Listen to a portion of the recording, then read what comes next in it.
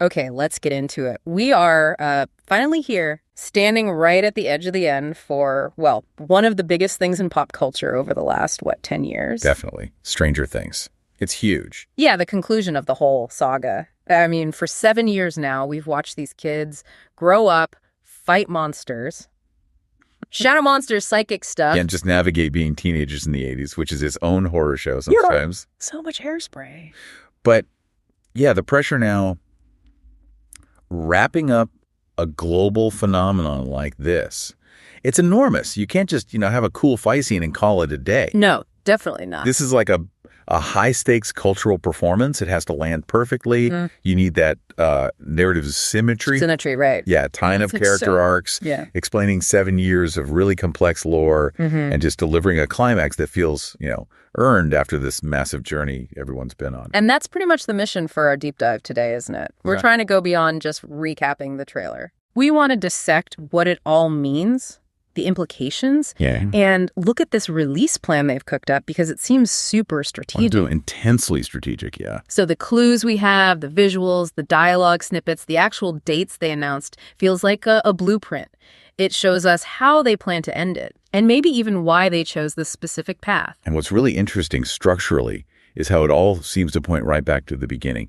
Like, the biggest shock from the new footage has got to be Will Byers. Will, yeah. The character who started this whole mess seems to be the absolute linchpin, the specific target for Vecna's final big bad plan. It brings it all full circle, which is kind of brilliant, kind of terrifying. It really is. Instead of the stakes just being, a missing kid like in season 1, now it feels existential. Global. And that's the hook, isn't it? It hits that original trauma of the show right on the head. Because if you think back to 2016... Oh, yeah, I remember. The whole reason the Upside Down even cracked open into Hawkins was Will. He vanished. He was the first one taken, the one possessed later on. The original conduit. Exactly. And now, after all this time focusing on 11 and her powers, which makes sense, she's the powerhouse, we seem to be ending right back where we started. Will, in serious danger, directly linked to the ultimate evil, to Henry Creel, Vecna. It's powerful stuff. Yeah. And leaning into that narrative symmetry like this feels like really confident storytelling, Yeah, it does. Like they know exactly where they're going. Right. The writers are basically saying, look, the trauma that kicked this whole thing off, that's the trauma we need to resolve to end it properly. Yeah. Vecna isn't just going after the strongest opponent like 11 or the military. Which you might expect him to do. You might. But no, he's targeting the foundational connection, the original link to the Upside Down. And that's Will Byers. And the trailer doesn't hide it. There's that specific line of dialogue that just cuts through everything. It's not just a general threat to the town anymore, is it? Not at all. It's intimate, it's personal, highly strategic on Vecna's part. Okay, so what's the line? Well, first you see this horrifying image, right? Yeah. Vecna levitating Will's body, holding him there. Ugh, yeah. Chilling. And then he says it, that voice. William, you are going to help me one last time. Help me. Okay, let's unpack that. Help me. Yeah. That's the key phrase, right? Because it's not, I'm going to destroy you or you will pay. It's help me. Exactly. It completely shifts the dynamic. It's not just about violence or revenge anymore. So what could it mean? Forced collaboration. Like he needs Will to do something. That's what it suggests. Or maybe Will is something Vecna needs. Yeah. Like the ultimate key, or maybe a necessary vessel, some kind of human infrastructure to complete his plan. Infrastructure? Wow. To merge the dimensions fully. Could be. I mean, why else talk? Why risk interaction? If Vecna just wanted him dead, he could probably just do it. Right? He seems powerful enough. Yeah, you'd think so. He's taken down a lot of people. So the fact that he says he needs Will's help, it suggests he requires something unique to Will. Maybe that long-term connection Will has had to the Upside Down since season 1. Or maybe his vulnerability, that deep-seated trauma. Yes, exactly. Think about it. Will's been haunted. He's had that link. He's suffered from the residue of the Upside Down, even when he was supposedly safe. Constantly looking over his shoulder, the true sight. Right. So Vecna could be leveraging years of that unresolved trauma, that constant fear. Okay, so Vecna doesn't just see Will as, like, a victim to punish. He sees him as a component, a necessary piece of equipment for his dimension-merging project. It's the ultimate psychological domination, isn't it? forcing the person you traumatized to participate in the final stage of that trauma. It's horrific. And that visual Vecna holding him up like that, it just drives it home. It shows the physical power, yeah, but it really underlines that deep, inescapable psychological grip Vecna's always had on Will, specifically. And that psychological aspect, that tells you where the real stakes are. It's about character resolve, deep down. Sure, 11 has to fight Vecna physically. We see glimpses of that epic battle. Yeah, looks intense. But the key to actually stopping the dimensions from collapsing might actually be Will. His ability to resist that connection that started everything. Or maybe finding a way to break that tether he's had for years. That's interesting. But wait, let's push back on that a little. If the focus shifts so heavily back to Will, I mean, he's been important, but maybe more of a secondary character these last few seasons, does that risk undermining 11's journey? That's a fair question. Yeah. She's been the central protagonist, the hero with the powers, for so long. Right. Is it a narrative risk, shifting that emotional weight right at the finish line? I think it's a calculated risk, but maybe a necessary one if they want true closure. Think about it. 11 is the physical weapon, right? The hero who fights. But Will, he's always been the thematic anchor. The boy lost in the shadow world, his experience is the core trauma. So by putting him back at the center, the story's kind of arguing that, yeah, power is the tool, but trauma is the root cause. If 11 wins the fight, but Will loses his internal psychological battle, is the trauma really resolved?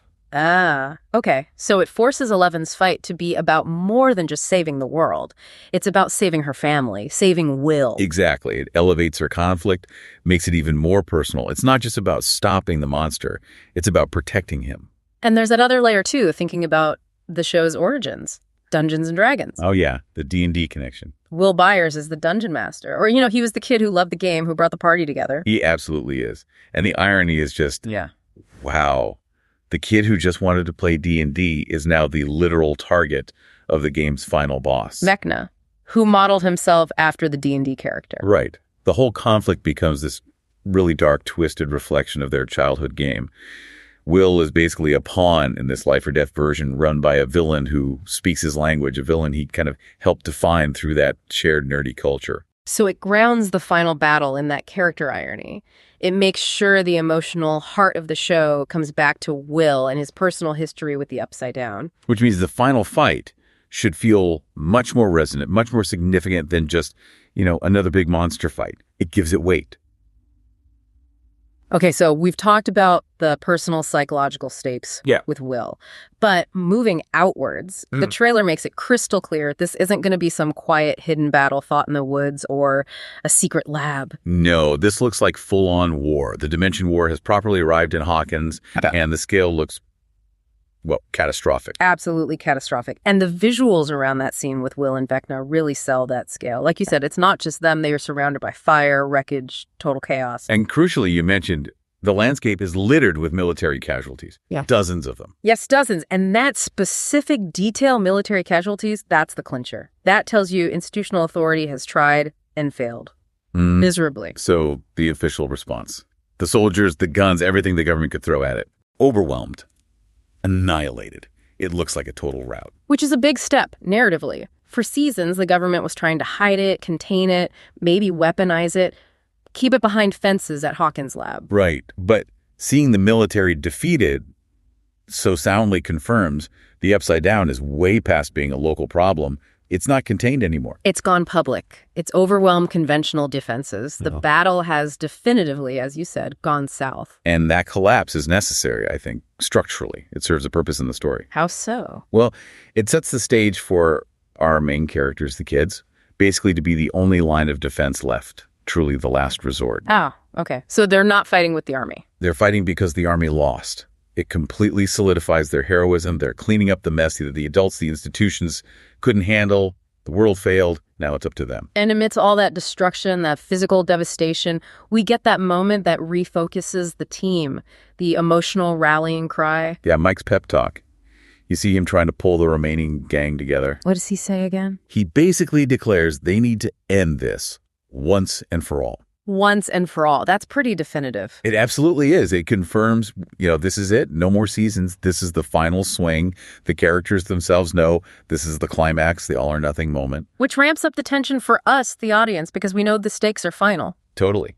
And speaking of that final fight, the one doing the heavy lifting physically is clearly 11. Looks like it. She's unleashing everything. Yeah, the description used is that she's using every power in her arsenal against Vecna. Every power in her arsenal. What does that imply, though? Does it just mean she's fighting really hard? Maybe.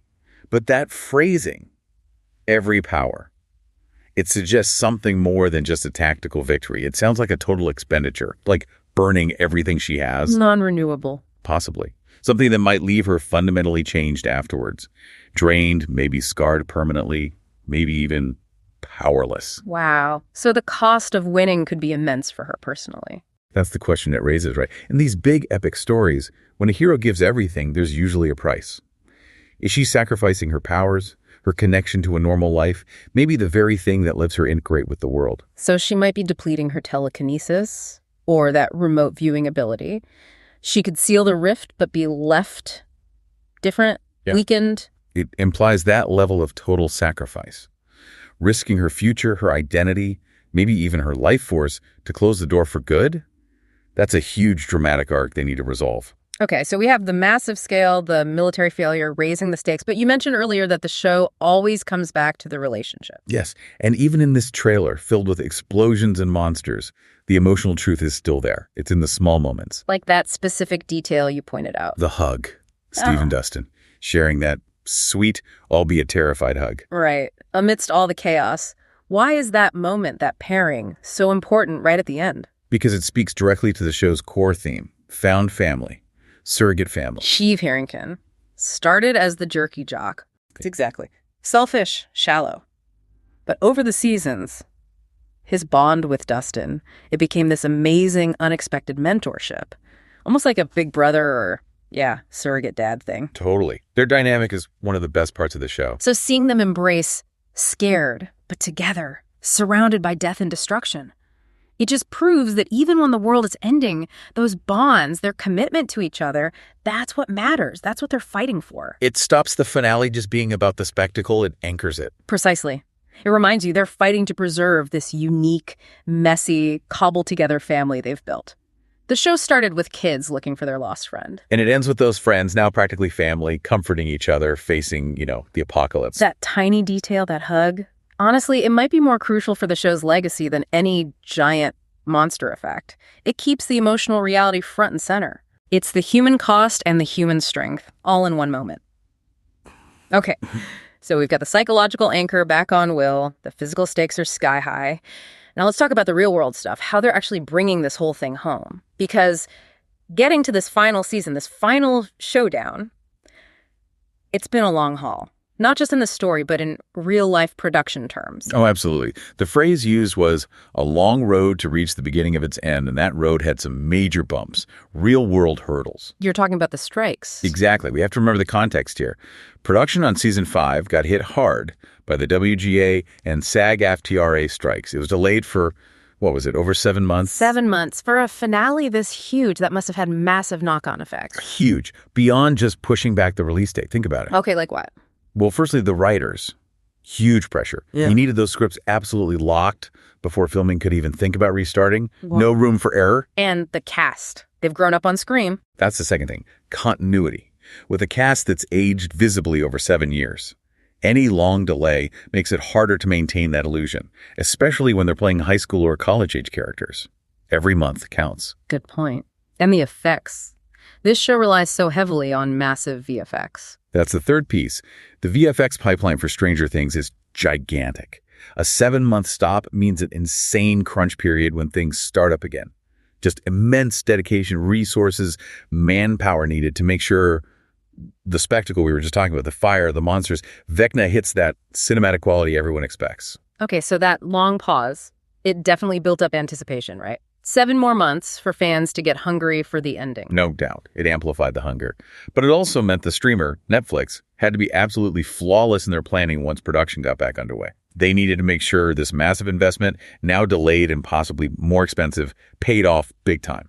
They needed everyone watching together. Which brings us to the release schedule, because it's not typical, is it? They're not just dumping it all at once. Not at all. They've designed this really unique, incredibly strategic release plan.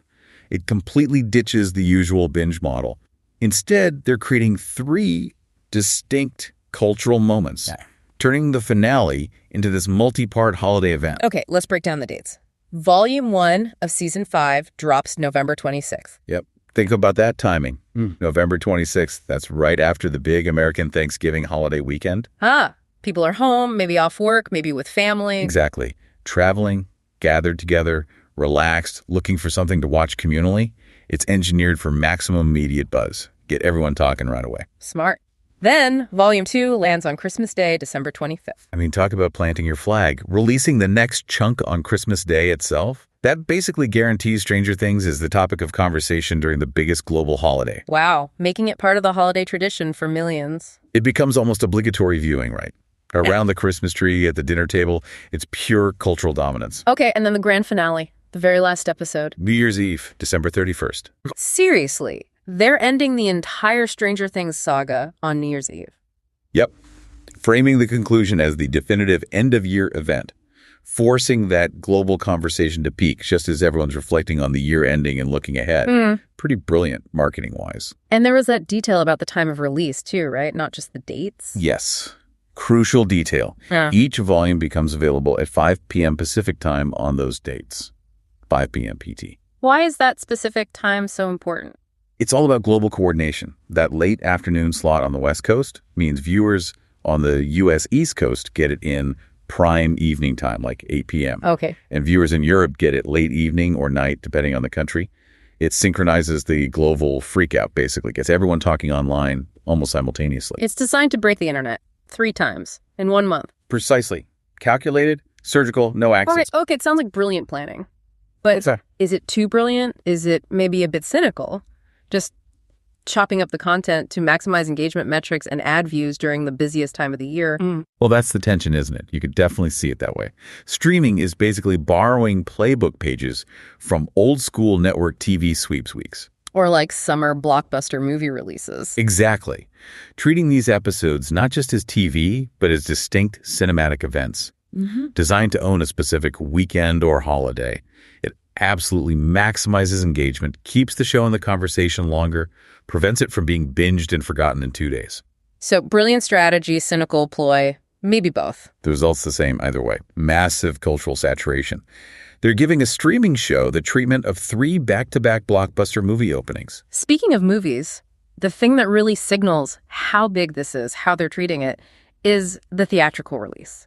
Putting the finale in cinemas. That is genuinely unprecedented for a streaming show's finale on this scale. What's the plan exactly? The final episode, the series finale, will be screened in actual movie theaters. More than 350 of them across the U.S. and Canada. 350 theaters for a streaming show episode. Wow. And it starts on New Year's Eve, running through New Year's Day. That is a massive commitment. Logistically, financially, it just completely blurs the line between streaming TV and big screen movies.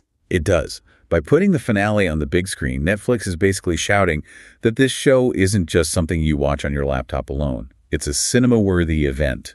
It demands that shared communal experience. It validates it as a true cultural milestone, doesn't it? Absolutely. Imagine being in a packed theater on New Year's Eve. Yeah. Watching the end of this 7-year story with hundreds of other fans who've been on the same ride. The energy. It turns streaming, which is usually pretty solitary, into a shared ritual. It gives fans who've been there since day one, since Will first vanished back in 2016, a chance to experience that final catharsis, that emotional payoff together, reacting in real time. So this theatrical move, plus the holiday release schedule, shows the ending isn't just about the story. It's a feat of cultural engineering, market strategy. Oh, completely. It guarantees that 2024 ends and 2025 begins with Stranger Things absolutely dominating the conversation. It gives closure not just for the characters, but maybe for the industry too, which is always looking for bigger, splashier ways to make event PV feel like an event. Hashtag outro. Okay, so let's try and wrap this all up. If we synthesize everything we've talked about in this deep dive, what's the big picture for the final act of Stranger Things? Well, first, we've established the narrative is coming full circle, right back to the beginning. Will Byers is the specific epicenter. Right. The focus of Vecna's final plan, manipulated through all that trauma. Then, second, we know the conflict is going to be massive. Right. Epic scale, the defeated military, the flames. It proves the kids are truly alone against the apocalypse. Their only real strength being those personal bonds. That Steve and Dustin hug representing everything. And third, we've looked at how meticulously planned the release is. It's not just dropping episodes. It's a strategic 3-part holiday takeover. November 26th, Christmas Day, New Year's Eve. All timed with that 5 p.m. Pacific launch for global impact. It's the culmination of a huge 7-year journey that even navigated major industry disruptions. The final trailer, the schedule, it all confirms the intensity of the payoff they're aiming for. Expect spectacle, high stakes, but also that painful reckoning with the show's original trauma. But let's leave you, the listener, with one last thing to chew on, a provocative thought maybe, looking beyond just this show. Okay. This move, putting the final episode in over 350 movie theaters, turning a streaming finale into a New Year's cinema event. What does that actually mean for the future of how we watch stuff? When the biggest streaming shows demand a big screen communal send-off, is this a one-off for a phenomenon like Stranger Things? Or could this theatrical release signal a permanent shift? Will we see more major streaming finales getting this blockbuster treatment?